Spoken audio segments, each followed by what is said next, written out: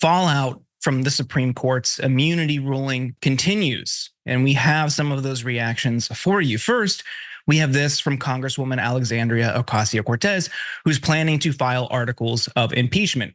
She wrote on Twitter yesterday, "The Supreme Court has become consumed by a corruption crisis beyond its control.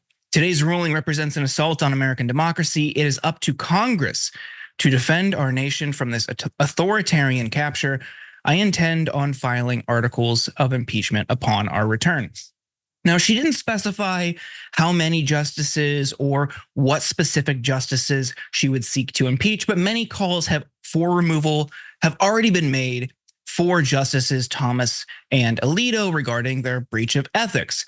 So we'll see where that goes, but as it stands with the current congressional makeup, it's unlikely to be successful. The video will continue in just a moment, but first I have a message for you. TYT needs your help. Membership is vital to survival, so please go to tyt.com/team and become a member today. The only Supreme Court justice to ever be impeached was Associate Justice Samuel Chase all the way back in 1804, but he was later acquitted in the Senate the following year. So we'll keep an eye on that and update you as it develops. But then there's Senator Bernie Sanders, who said, "The Supreme Court is out of control.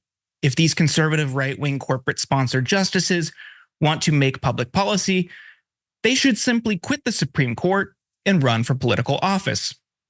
And not to be outdone, a tanned President Joe Biden gave a speech slamming the decision. Take a look.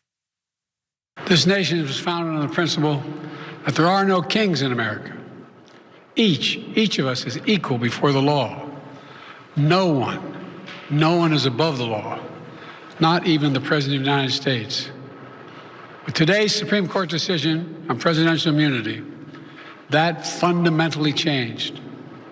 For all practical purposes, today's decision almost certainly means that there are virtually no limits on what a president can do.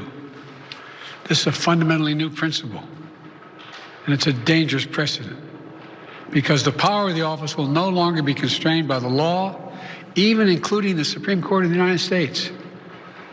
The only limits will be self-imposed by the president alone.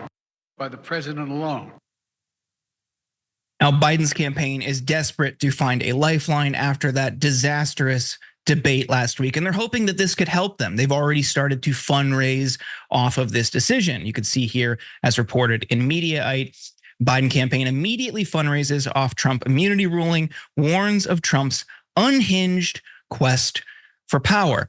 So Yasmin, I want to bring you in here. I'm wondering if you think the Democrats will actually do anything. Will they accomplish anything, or is this all just rhetoric? What do you think? Yeah, so this is pretty distressing for a lot of people when all of these things came out from the Supreme Court. And I know Justice Sotomayor went into a lot of detail about exactly how and why it's also distressing. The articles of impeachment are a good start, I think. For the record, as you said, I don't think they'll go anywhere. And of course, we need a lot more details about them. But there is something to be said about at least attempting to govern and do what needs to be done, even in a system that's so obviously corrupt as this current one that we have. But really, we have all been waiting for Biden to enact some kind of reform for the Supreme Court for years. It hasn't happened yet. Understandably, that would be a really big move for him to do as the president.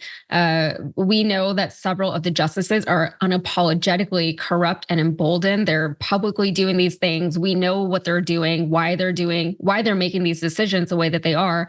And they don't care, because what are we going to do? We're all going to rise up and revolt? Like, we're not marching on the Supreme Court right now. So they feel like they can get away with a lot of these things.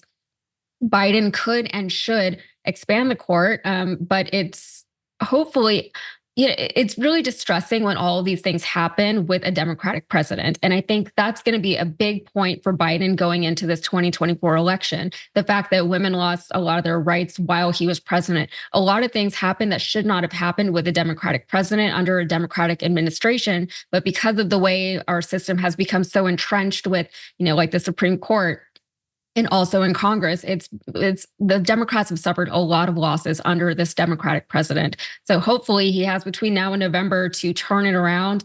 Even if it is rhetoric at this point, we need some kind of guarantees that things are going to change and get better going forward. Right. I was talking to a friend last night about the articles of impeachment. He's a lot older, a lot wiser than me. And he pointed out how we need to look at anything the Democrats do in this moment, specifically the articles of impeachment comment from AOC. We need to look at it in the same context we look at the right-wing takeover of the judiciary. That was a long, sustained campaign. Federalist Society started as a campus group in colleges, and it continued to grow year after year after year. The left needs a long, sustained movement to tackle this problem of corruption in the Supreme Court, but also throughout the judiciary. So we shouldn't just roll our eyes and dismiss what is probably going to be a failed effort. It's one step that we continue to build on. You continue to build momentum year after year after year. And unfortunately, it might take some time. There's not an easy overnight fix. You could also start, like you say, Yasmin, I agree, at least threaten to pack the court. FDR didn't, but his threats alone changed the outcome of decisions. So at least try something. I think that's what Democrats and supporters and liberals desperately want to see. More than just tweets, more than just rhetoric and speeches. They want to see something material that Democratic leaders are doing. Members make a difference here at TYT. You help make the show happen, and we see you in the chat with your loyalty badge. Click the join button to become a member today.